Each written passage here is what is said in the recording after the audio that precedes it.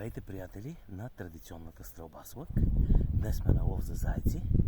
Виждате, ето там е мишената, качил се заека на този изгорял пън. Да покажем на какво отстояние от нас е заека с лазерния далекомер. Ето. И да покажем.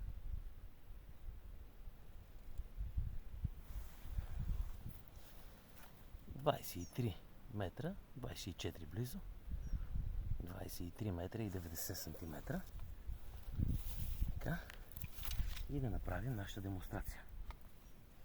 Малко с вятъра е кофти, но ще успеем.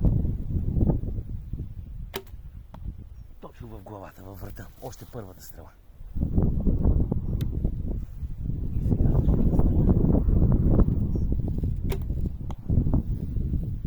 Да направим показно какво сме направили с заека. Вижте каква природа е тук. Виждате? Ето там е Хераклея. Тук е Кожух, планината.